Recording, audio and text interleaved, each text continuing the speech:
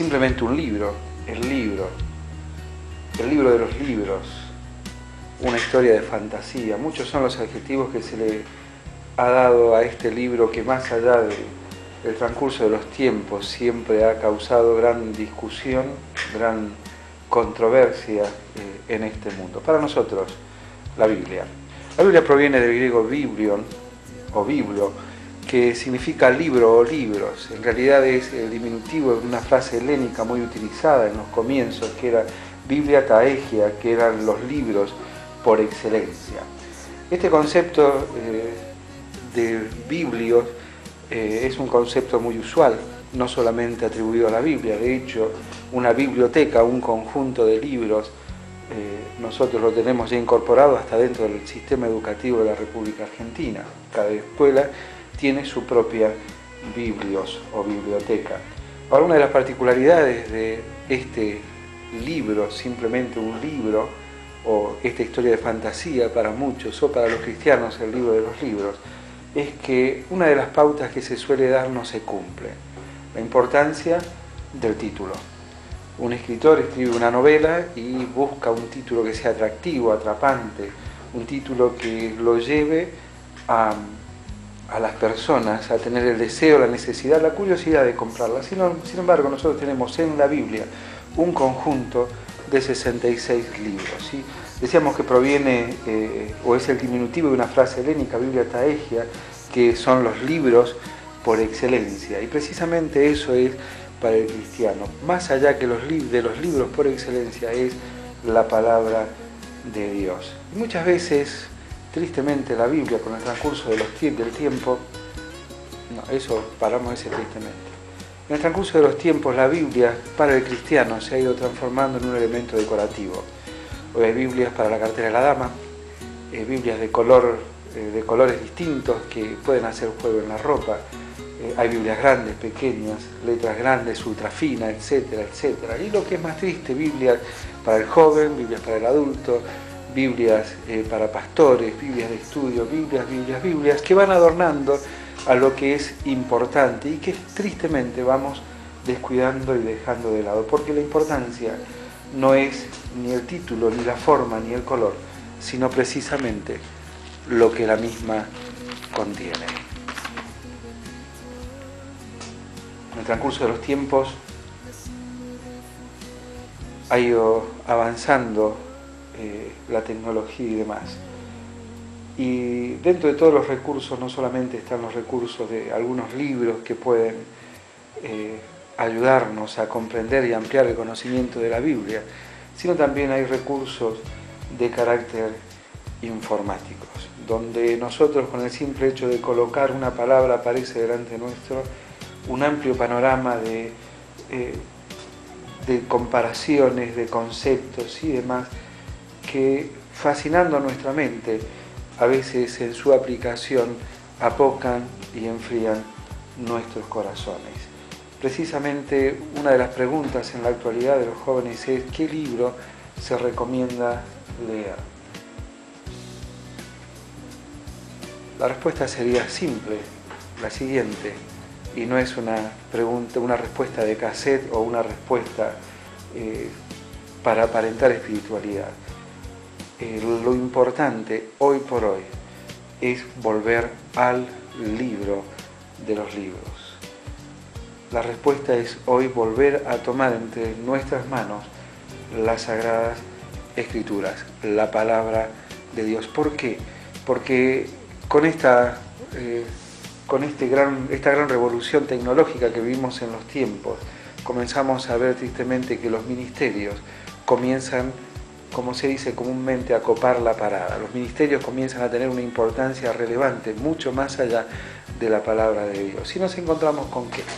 Nos encontramos con que jóvenes que tienen una tremenda capacidad para el estudio, para la exposición y el desarrollo de distintos ministerios o actividades, se ven absorbidos en actividades paraeclesiásticas que, por sobre todas las cosas, buscan y logran alcanzar el disfrute de los jóvenes, adultos, de todos los creyentes, pero actividades o ministerios en los cuales nos olvidamos o se olvidan de lo más importante, que es precisamente la palabra de Dios.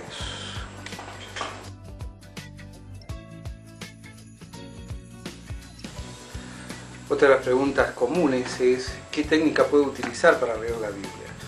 Lo importante no es la técnica, lo importante no es la diagramación de cómo leer la Biblia en un año, en un mes, en 2 años o en la cantidad del tiempo que sea, sino todo pasa fundamentalmente del por qué leo la Biblia. Y esto nace precisamente de un sentir íntimo del corazón, el por qué.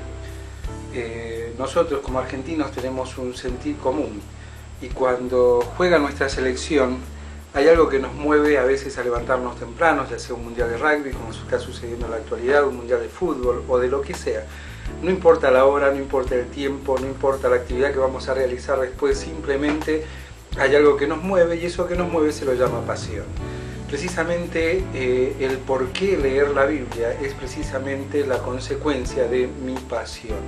A lo que yo le dedico más tiempo es a lo que está, o en lo que yo he colocado precisamente mi pasión, o lo que he priorizado dentro de mis actividades. Ahora bien, qué importante sería que nosotros tuviésemos presente cuáles son nuestras prioridades y qué es lo que nos mueve, el simple conocimiento o el hecho de tomar la escritura y poder comprender que lo que estoy leyendo no es ni más ni menos que mi propia historia. Aunque mi nombre no esté escrito en la palabra de Dios, sí habla de mi historia, es decir, cómo Dios se ha encargado a través de los tiempos de ordenar distintas situaciones o circunstancias, dejándolas o permitiendo que se condensen en un libro al cual le llamamos la Biblia o la biblioteca de Dios, para que nosotros de allí tomemos ejemplo, conocimiento, y también para que podamos conocer, como decía el apóstol Pablo, nosotros quien hoy vemos oscuramente como tras de un espejo, pero entonces conoceré como fui conocido. Ahora, ese conocimiento debe ser el fruto precisamente de la pasión. Si no, estamos como el joven rico cuando se acerca al Señor Jesucristo le dice: Maestro bueno, ¿qué debo hacer? El Señor Jesucristo le habla de los mandamientos, le habla de la ley.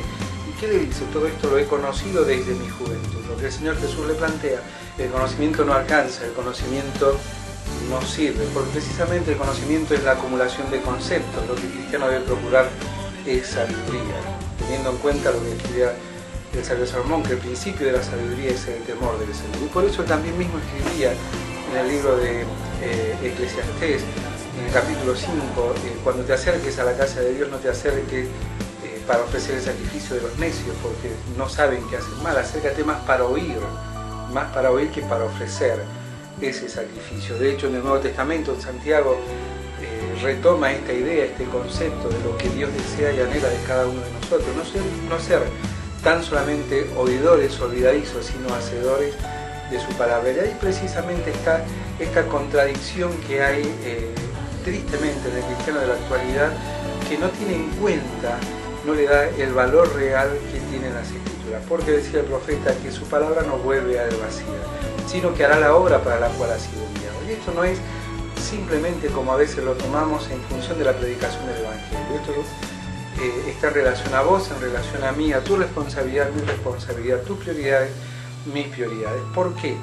Porque precisamente todo lo que Dios permite que nosotros conozcamos es para renovarnos, transformarnos en nuestra mente, en nuestro entendimiento, como escribía Pablo a los Romanos en el capítulo 12. Y si nosotros no dejamos que su palabra haga la obra en cada uno de nosotros, su palabra no va a volver a ser vacía. Pero el tema está en que no va a volver vacía, sino que va a ser la obra para la cual ha sido enviada. Es decir, bendición o juicio.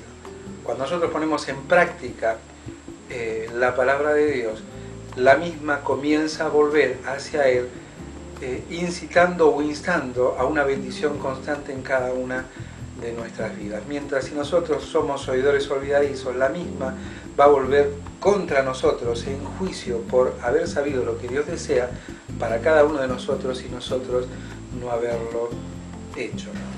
Es cierto que el consejo del apóstol Pedro es, antes de todas estas cosas, de todo lo que es una prioridad en tu vida que está ocupando el lugar de Dios, antes de todo esto debemos poner nosotros el deseo de crecer en la gracia y el conocimiento de nuestro Señor Jesucristo. Crecer en la gracia sería crecer en la práctica de lo que nosotros ya conocemos y ampliar nuestro conocimiento sabiendo que precisamente eso nos va a mover a nosotros a tener un deseo mayor aún de ejercitarnos en la gracia. No en vano el mismo apóstol Pablo, cuando hablaba de la vestimenta del soldado cristiano, coloca como la frutilla de la torta, como el último detalle, tomar la espada, dice, del Espíritu, que es la palabra de Dios. Y el mismo apóstol Pablo le escribía a Timoteo diciendo que debía procurar con diligencia presentarse como un obrero aprobado, pero por sobre todas las cosas vuelve nuevamente a poner la frutillita de la torta, diciendo y que usa bien la palabra de verdad. Ahora bien, si las técnicas, no hay ninguna técnica, no hay ninguna forma de leer la Biblia que sea la correcta o la ideal, ¿cómo leo la Biblia? A ver, tenemos que tener tenemos que diferenciar claramente la importancia de leer o el concepto bíblico de escudriñar. Son dos cosas absolutamente distintas. Leemos el diario, leemos una revista, leemos un cartel en la calle. La orden de Dios para vos y para mí es precisamente que nosotros escudriñemos las Escrituras. Y tenemos el claro ejemplo de los hermanos en Berea, cuando dice que con diligencia recibían la palabra de Dios. Pero no solamente la recibían, sino que indagaban, escudriñaban a ver si todas estas cosas eran así como se les había dicho. La forma muy simple o el consejo quizás es en función del tiempo. Pensa esto, ¿cuál es el concepto de lo que yo le doy a Dios? Lo más cercano es el concepto de ofrenda. La ofrenda, como todos sabemos, aunque no es el tema, algunos lo interpretan única y exclusivamente como el diezmo. El apóstol Pablo lo amplía, es precisamente como haya sido prosperado en tu espíritu. Pero bien, no solamente la ofrenda es dinero, sino que también es tiempo. Y tiempo es quizás lo más valioso que tiene el ser humano, lo que valora más. Ahora bien, si yo relaciono este concepto de ofrenda, de diezmo y tiempo dedicado a la lectura, yo me pregunto lo siguiente, que de hecho me lo he preguntado. ¿Cuál sería el tiempo mínimo que yo debiera de leer las Escrituras? A ver, si la ofrenda es más que el diezmo, ¿qué quiere decir? Que yo mínimo 2 horas 40 tendría que estar leyendo y escudriñando las Escrituras. La realidad en mi vida es al menos que eso es algo muy complicado de hacer, muy difícil, la mente se dispersa, etcétera, etcétera. Pero sí, el consejo es nunca menos de 30 minutos de real estudio de la palabra de Dios. Y para esto hay algunas técnicas hermenéuticas, pero fundamentalmente vamos a empezar por lo básico. Hay 3 cosas que vos y yo necesitamos sí o sí tener. Lo primero, una Biblia. Lo segundo, un cuaderno, algo que podés encontrar en tu casa, esté usado o no, que tenga hojitas en blanco, y un bolígrafo. Con estas 3 herramientas vos ya tenés todo lo que necesitas para comenzar. El resto, como decía una profesora de historia que yo tenía, es disposición, sentarse en una silla y comenzar a estudiar. No a leer, comenzar a estudiar. Sabiendo que en el estudio de la palabra de Dios yo voy a alcanzar el conocimiento de lo que Dios quiere para mí. Y en la práctica va a obrar en mí un ejercicio constante de entregar mi vida, como escribía Pablo a los romanos en el capítulo 2, en forma cotidiana, y de esa manera me va a ser revelada a mí la buena voluntad de Dios, la agradable y la perfecta.